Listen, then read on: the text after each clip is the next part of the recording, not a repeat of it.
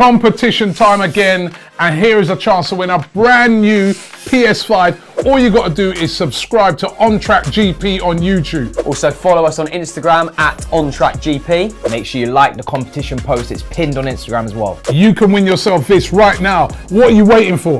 Can I enter? Or can I have a go? No.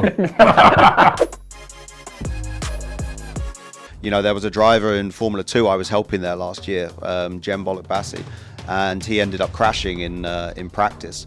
And they took him straight to the medical centre and he got knocked out. And, you know, when I came in, he couldn't remember where he was or anything. Hello and welcome back to the On Track GP podcast. I'm bear with me here, Richard, because I'm thinking about another name. Maybe we could go for the On Track G podcast. Are you getting there? You're on something, I think, there. I think you're being very kind.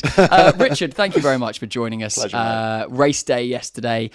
Richard, of course, Le Mans winner. So it's so nice for us to be able to have some real professional experience on the podcast. So how are you?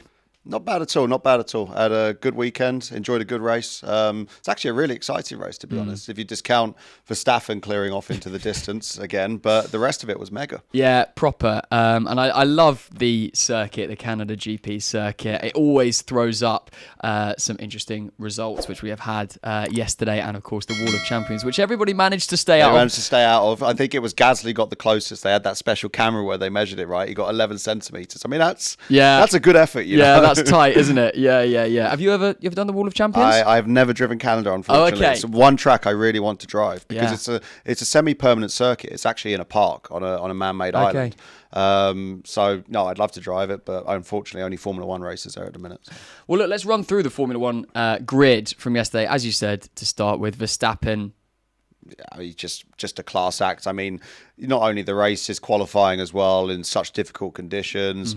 Nailed the start, nailed the pit stops, and I think he had it under control. To be honest, I think even if if Alonso didn't get passed by Lewis at the start, I still think that he had enough in the tank to be able to crack on if he needed to. Yeah, and as you said, we were chatting before we started recording today. We basically see Verstappen at the beginning and at the end every week. He's just having a lovely time. Yeah, exactly. I watched it with a mate of mine last night who's good friends with Alex Albon.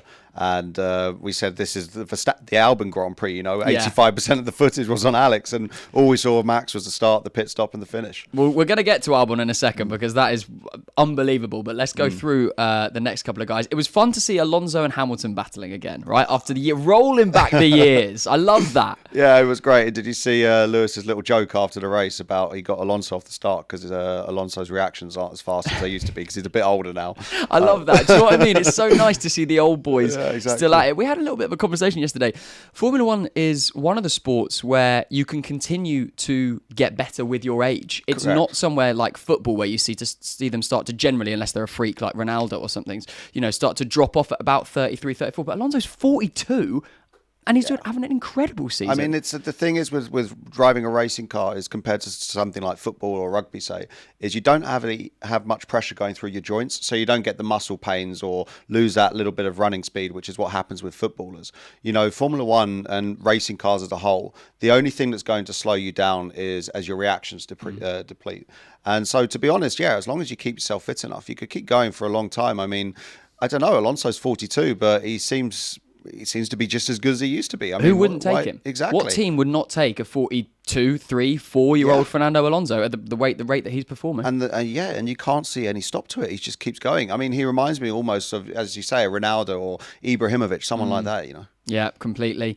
Ferrari, I mean, look, I have my head in my hands for Friday and Saturday. The whole thing was just an absolute disaster. And then mid-race even, I've sort of felt myself tearing up as they decided not to pit under the safety car. But their strategy worked. It was actually spot on, and they handled it perfectly. I agree. I was looking at it when they didn't pit. I thought, oh, what on earth are you doing? Yeah. But no, they absolutely nailed it. And both cars drove well. I think Sainz was probably a little bit annoyed that he wasn't allowed to attack Leclerc. He kept saying, didn't he, I've got a bit of pace, as if to say, let me go, please. Yeah, exactly. But, he says that, but in the end, Leclerc finished a few seconds up the road from him. So maybe he was just saying that at one point when Leclerc wasn't as strong. But no, for once, they absolutely nailed it. It's interesting because they must have had some sort of data as if to say, look, these medium tyres, we think they can go longer than maybe everybody else expects. Well, it's very interesting. When you get to a race like this, when you've had a wet practice and wet qualifying, you have something that's referred to as a green track. And that's where you haven't got the rubber that's been put on it through practice, making the track grippier. So what actually happens is you get more sliding, but because the tyre doesn't grip to the surface as much, it doesn't wear the tyre as much. It overheats the tyre because it's generating friction. So everyone is predicting that they're trying to work out how much wear they're going to have rather than overheating. And so, to be honest, it's a bit of a gamble. Everyone's a bit blind. So Ferrari, if the drivers gave good feedback, which they obviously did, they thought, okay, we can make this medium work. So interesting. And they got it, as you said, they Spot got it on, right yeah. for once. Yeah, for once. It's like what do they say? A broken clock's right twice a day. Thank you, Ferrari. Appreciate it. Look, let's get into maybe one of our losers of the weekend, Sergio Perez. I mean, this is now 3 qualifying sessions back to back that he hasn't made it into Q3. I mean, it was, again, the worrying thing for me is, yeah, okay, he made up a load of places from where he started and everything, but in the race, he couldn't catch the Ferraris. But the other bigger thing for me, and just to put this stat into perspective, he didn't make Q3 again. Now, Valtteri Bottas, when he was at Mercedes, and this is an unbelievable stat. I only read this at the weekend. I forgot about it. He made 100% Q3 record in his time at Mercedes. And you think... What? I know, right? That's when you think about it, that is mind-blowing. I've got goosebumps, mate. That's mental. Exactly. But imagine when you're Lewis and you're fighting Max for the championship and you know you're going to have that rear gunner there consistently all the time. At the minute, Max is on a level where it doesn't seem to matter, but it will change at some point. And so at the minute, okay, Sergio, let's face it, Max looks unstoppable at the minute, but if it's the case where Max is going to need a rear gunner, Sergio needs to up his game a bit, especially when you've got a lot of other people now who are starting to perform in a seriously heavy way. And let's be honest, Red Bull is the least secure seat on the grid. Yeah, I mean, we've seen that left, right and centre. 100% 100%, Bottas. I know, right? Oh, mate, that is unbelievable. Put some respect on that guy, It's incredible. I mean, it comes back, and I feel like I have this conversation on this show all the time. Just do the basics right. Yeah. Just get the car into Q3. Yeah. Just, you don't need to be, we could have a whole nother conversation about doing the basics right in Formula One. But yeah, Perez, I mean, 3 in a row now, qualifying sessions not into Q3. That is not good enough. Let's leave that to the side, but go to an ex-Red Bull driver who is, frankly, driven out of his skin yesterday and deservedly won Driver of the Day. Alex Albon. I mean, wow. What an unbelievable drive. And as I said, 85% of the TV coverage was on Alex, and justifiably so, because he was absolutely exceptional. Obviously, he was the only Williams in that weekend with the upgrades. The upgrades, of course, helped him, but still, you could see that he had people behind him who definitely had a pace advantage, and he kept his composure for so long. It was a very mature drive. Everything about it was exemplary. But what's starting to happen with Alex, it's starting to become quite a consistent thing. We're quite regularly going, oh, wow, Alex. But except for Australia this year, I can't remember a time where we've actually noticed any big mistakes or any big blots on Alex's coffee book. He's starting to look like a serious driver. And you kind of wonder if he has if he had the experience he has now and the mentality he has now, how he would have been in that Red Bull up against Verstappen. He's obviously grown as a driver. It's obvious for us all to see. If we assume that the Williams is the slowest car on the grid, he's finished 1 place behind the quickest car on the grid yesterday. Remarkable. And the other thing that Alex Albon, we've talked about it before, with when he went to Australia last year and ran however many laps it was and Boxed on the last lap, put it on the last lap. His tyre management is exceptional, and that's what got him 7th place yesterday. Yeah, absolutely. I mean, I think he did 53 laps on one set of tyres. I mean, that on a green track, that is incredible because, as I said, insane. without the rubber, you get overheating massively because the tyre slides along on the surface.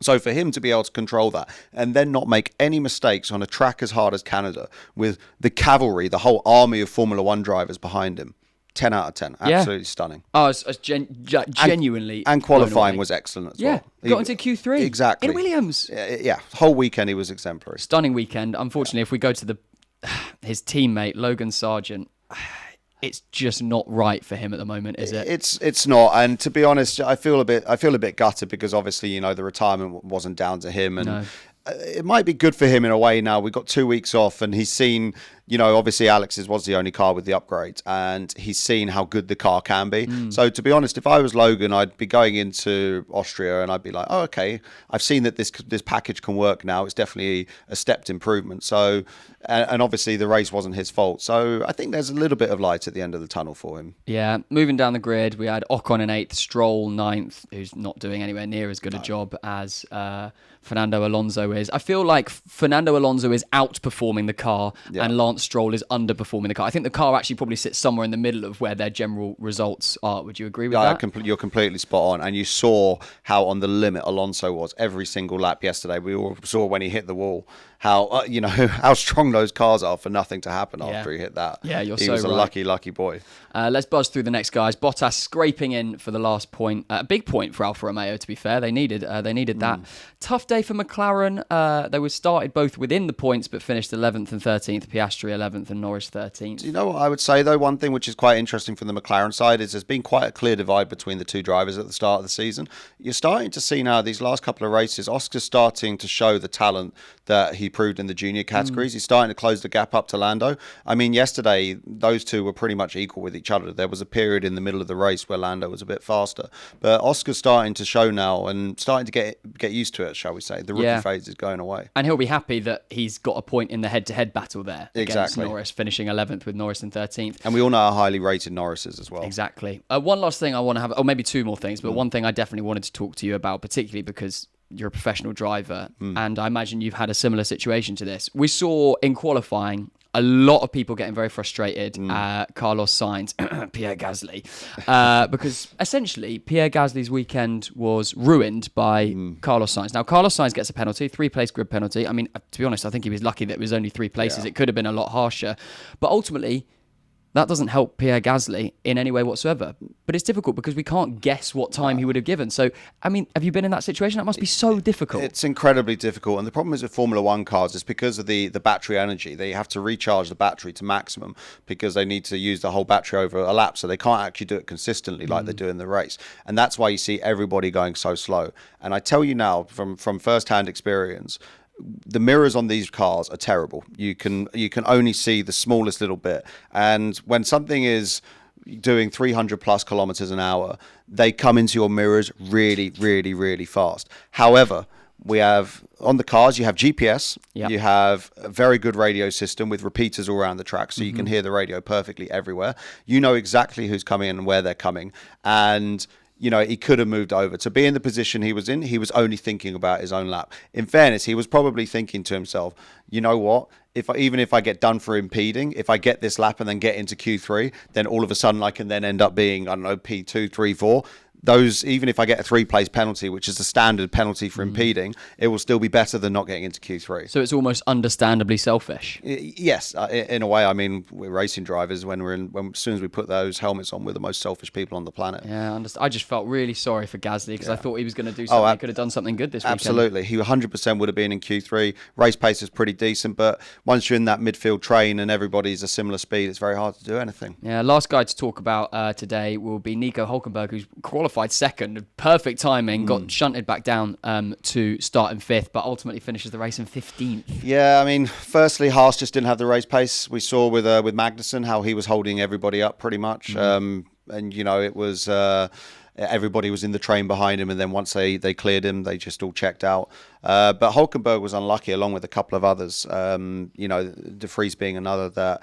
They boxed 1 lap before the safety car came out for Russell's crash. And so then everybody else got a free pit stop. So Hulkenberg, who was going along quite happily in the top 10, then all of a sudden got shuffled down to, I think, like 16th. And again, in that train, everybody at the same pace. It's, what can you do? It's just one of those things. It's really tough. Really, really tough. Well, I think that sort of loosely wraps up the Canada GP. But you know me, Richard, I like to, while you're here, I think I'm going to squeeze every second that we can out of you.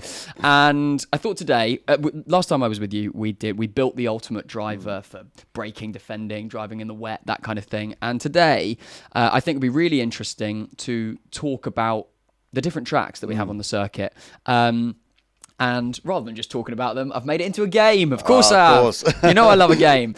So what we're going to do is we're going to go through together, amateur versus professional, and then we can kind of have a discussion, because you will have driven so many of these tracks. It'll be interesting to see what it's like, whereas I've driven them on F1 2022, so it's not quite the same. I'm a little controller at home on a small telly. But we're going to go through what we think our hardest track is, the easiest track. Now look, none of them are easy, but easier maybe.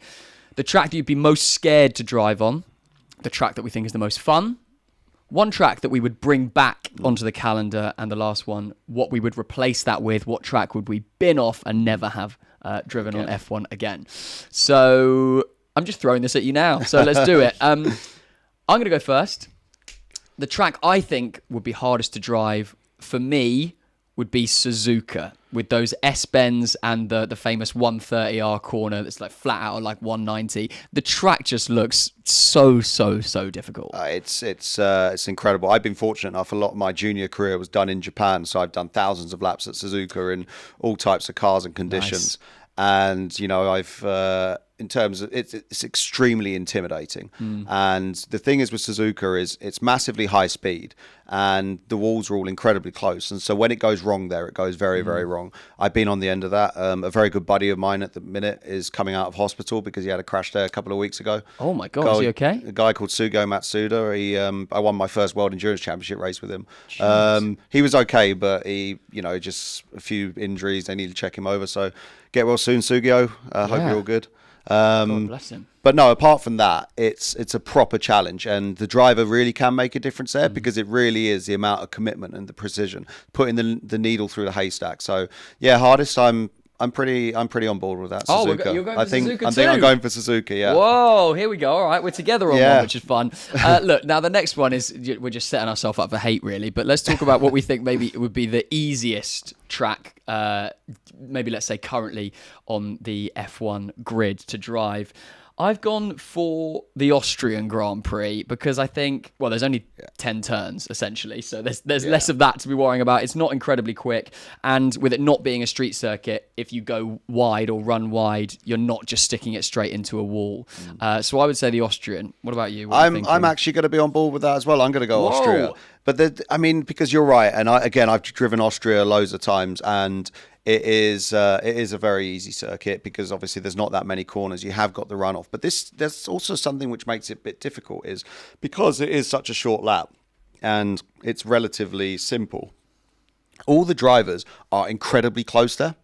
And so it means that the tiniest little difference can mean like 5 places. That's so Whereas interesting. if you're at somewhere like, say, Suzuka or Silverstone, where it's quite a hard circuit, the gaps between the drivers are much bigger. So because it's relatively easy, it's actually very difficult to make those gains. But yes, in terms of doing a time attack or a pure driving thing, then I'd go with Austria. So you made such a good point with it being such a shorter circuit. Ultimately, the cars are going to be bunched up more. Exactly. Yeah, that makes sense. All right, let's get into the drama. Track, it's probably not going to be quite the same for you, but from an amateur's point of view, the track that you'd be most scared of driving. Now, I've gone for Spa, almost simply because of a Senna quote, but they talk about the Eau Rouge corner. I think it's turns 3, 4, and 5. Is it? I forget off the top of my head, but where you're coming up the hill. And you go basically blindly into a corner at 185 miles an hour or whatever, often in the rain or the fog, and you don't know what's there. And the quote, the Senna quote, which I love, he said, if you're not afraid of Eau Rouge, you're not going fast enough. And I love that quote. I mean, honestly, again, Spa is the track I've driven lots of times. You can't describe Eau Rouge. You literally see sky. When you're going up it, you honestly just see the sky. And you just kind of hope the track's still there when you finished. And the first time you drive it, you actually get compression G, and you don't feel that anywhere because compression G. Talk to me about what that is. Compression G. It's effectively the same thing that the astronauts get when a rocket takes off. It's because you're accelerating so quickly upwards because the hill's so steep that you're being pushed down into the car. Jesus. And you actually feel that the first time, and it's the weirdest sensation. Yeah. Once you've done it, 4 or 5 times, you expect it, it's fine. But the first time you do that corner, it's very hard to do it flat because you're like, whoa, this is a bit weird. Yeah, must be. But yeah, it's a very proper corner, that. Do you have another track that you would maybe be more scared of? Yeah, there's one which, to be honest, I haven't driven this one, and I did a lot of work on the Formula 1 calendar last year, so I walked most of the circuits, and the one I don't ever really want to drive is Jeddah. Jeddah for me. Interesting. Why? Jeddah is frightening, honestly, with the speeds that they have there, and you are literally blind around every corner. And the walls, the proximity of the walls, it's not good. And there was a driver in Formula 2 I was helping there last year, Jem Bollock-Bassi, and he ended up crashing in practice.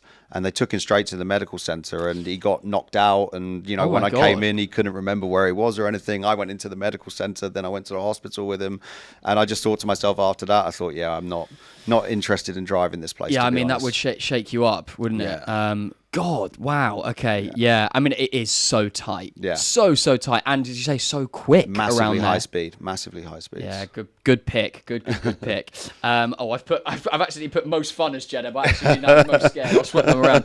Well, that brings us on to the track that would be the most fun to drive around. And again, I'm coming from a very amateur point of view. But I'm going for Silverstone. There's so much wheel-to-wheel action. There's like 6 different places that you can overtake. The history of the place. I mean, I'd be driving around going, I'm driving at Silverstone. What is going on? And I just think that would be what an experience driving around there. Arguably the most historic track. Yeah, I mean, Silverstone in any car, especially when you get into a high-performance, high-downforce car, and when you get told that you're going to do the qualifying simulation or something like that, and you've got 1 lap, new tyres, low fuel, max power. You just your eyes are on stalks, and you still, every time you do it, even when you're used to a car, you get blown away at how fast that place is. Maggots and Beckett's. So exactly. Probably in terms of driving, I'd agree with you, Silverstone, but I'm going to look at it in a different way, because I'm going to look at it in most fun to race at. And for me, a track which I love racing at is Bahrain. Oh, nice. I love the racecraft at Bahrain in any category is always mega. It's always a good race. You remember Lewis versus Rosberg in, I think it was 2016. Yeah, they had that massive battle. Every year, Bahrain's a good race. Yeah. So, no, I'm going to go for that. Interesting. And Bahrain is quite high deg, isn't it? It's massively high deg. It's not the most fun circuit to drive. If I had to go and do 3 days of private testing at Bahrain, it's just it's okay. But in terms of racecraft, it's always a great race there. So interesting. So if you're going and you're racing, yeah, amazing. But if you're just going to test a car, you're just thinking, oh God, here we go. Well, you never think, oh God, when you get to go and test a car. You kind of always do a bit of that because you're a lucky person. But sure. But yes, there's other places you prefer. Very, very interesting. Yeah. Okay. Nice. Okay. Let's get into now. I've just put you on the board of the FIA. Congratulations. You've got a new job there. Oh, joy. Yeah. Politics galore. A world of pain. And you have to bring back a track that once upon a time was on the F1 circuit, but currently isn't. The question is, what track are you going to bring back? I would go for, to be honest, either of the German Grand Prix, Hockenheim or the Nürburgring. I just think they're great. We've always seen good battles there. And, I mean, we never actually do it, but can you imagine a Red Bull going around the 13-mile circuit of the Nürburgring? I mean, it's the categories of cars that I race in, they actually have a championship which races on the Nordschleife. So I have a lot of friends who are involved in it and everything, and I'm starting to look into it a bit myself. And it's completely tell bonkers. Me about that. Well, that's the thing. You actually need a special license to be able to race around there because they need to make sure that you can remember the circuit. But it's the most crazy thing, the most crazy place ever. How they ever race Formula One cars there in the first place, I don't know. I mean, other places were crazy, but this place is insane. Wow. So we have to do a special license to make sure you can remember all 176 corners. Oh my God. And, everyone forgets then one of the straights is like 3 kilometers long. The place is completely wild, completely and mental. Beautiful. And again, to be honest, the 24 Hours of Nürburgring is one of the best parties in Europe as well. Oh, I bet. It's a great race to go watch as a Have you driven it? Or I haven't driven it or been there, but I've got mates who have, and I've seen the pictures and videos. It looks awesome. Let's go next year. We're going, mate. We're going. What track are you bringing back? I would say I'm going to be torn. I'm going to go for 2. I'm going to go with 1 for sentimentality reasons.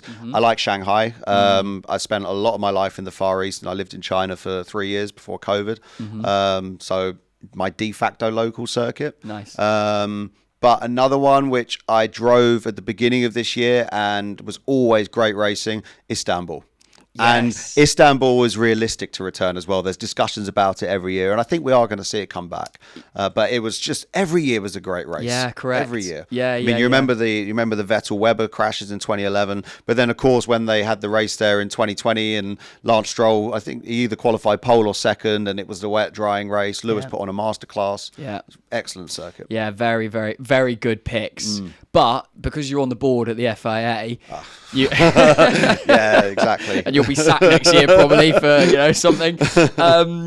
You've got to bin off a current track that is on the circuit. So you've got to bring in Shanghai or Istanbul. You have to bin off something that's currently on the circuit. For me, I'm binning off, and I'll tell you the one I'm not binning off, but I was very close to binning off.